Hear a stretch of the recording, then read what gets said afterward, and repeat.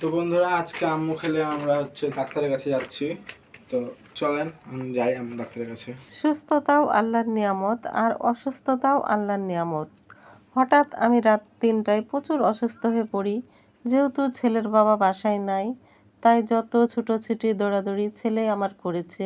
যাই হোক, সকাল সকাল আমি ডাক্তারের কাছে আসি। ডাক্তার দেখানোর পর ডাক্তার কিছু রিপোর্ট করতে দেয়। সেই রিপোর্টগুলোতে একটু বেশ সমস্যায় আসে। সে সমস্যা আসার কারণে ডাক্তার আরও অনেক বড় বড় রিপোর্ট করতে দিল, যে রিপোর্টগুলো আমি পরে করলাম। আর ডাক্তার কিছু অ্যান্টিবায়োটিক ওষুধ আরও অনেক কিছু দিল, যেগুলো খাওয়ার পর আমি সুস্থ হলাম এবং রিপোর্টগুলো করলাম। ডাক্তার 1 সপ্তাহ পর ঢাকা থেকে আসলো। যখন আমি ডাক্তার দেখালাম, ইতিমধ্যে দেখানোর পর ডাক্তার যা বলল শুনে বেশ খুশি হলাম। তো বন্ধুরা, তো আমাদের ডাক্তার দেখানো হয়ে গেছে। আম্মু আসেন এদিকে। কিরে বাবা? তো রিপোর্ট ফাইলে দেখা আসেন, ডাক্তার কি বললো না বললো। ও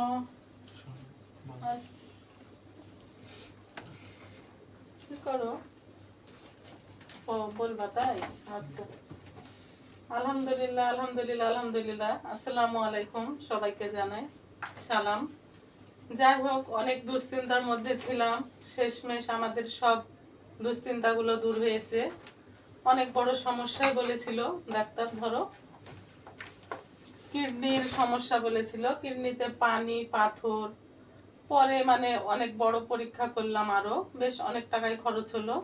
হওয়ার পরে যাই হোক, শেষমেশ অনেক ভালো রিপোর্ট আসছে আপনাদের দোয়া এবং ভালোবাসায়, যে সেটা তেমন কিছু না, যেটা ওষুধের মাধ্যমে সেরে যাবে।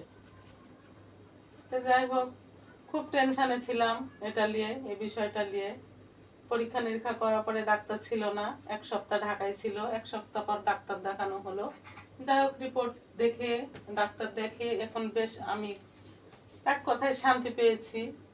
অসুস্থ কি জিনিস সেটা আসলে বাবাকে দিয়ে বুঝেছি। আমার বাবা যখন অসুস্থ হয় তখন দেখেছি আমার যে জায়গায় সমস্যা, আমার বাবারও সে একই জায়গায় সমস্যা হয়েছিল। ওর জন্য টেনশনটা একটু বেশি করেছি। তোমার নানু ভাইয়ের জানি। ওর জন্য আমি বেশি চিন্তায় পড়ে গেছিলাম যে তোমার নানুর সমস্যায় কি আমার হলো, বুঝছো? যাক, আলহামদুলিল্লাহ কোনো সমস্যা নাই তেমন। এটা এখন ছোটখাটো সমস্যা, ওষুধের মাধ্যমে ঠিক সেরে যাবে। হ্যাঁ, আম্মু এই বিষয়টা নিয়ে অনেক টেনশনে ছিল। উপরে খাওয়া দাওয়া ছেড়ে দিয়েছিল আম্মু। আচ্ছা, সারাদিন তেমন ভাবে কিছু খাইনি। তো এখন খাওয়া দাওয়া করে নিক। খাচ্ছি, আমি পরে খাচ্ছি। এখন খাওয়া দাওয়া করে যাই হোক, নিক। এখন খুশি আছি, খাচ্ছি। এখন মন ভালো আছে। এখন খাওয়া দাওয়া কয়েকদিন করে আসলে অনেক টেনশনে ছিলাম, আমার কিচ্ছু ভালো লাগছিল না। এখন সবকিছু ঠিক আছে, এখন খাওয়া দাওয়াটা করে নেন। করছি।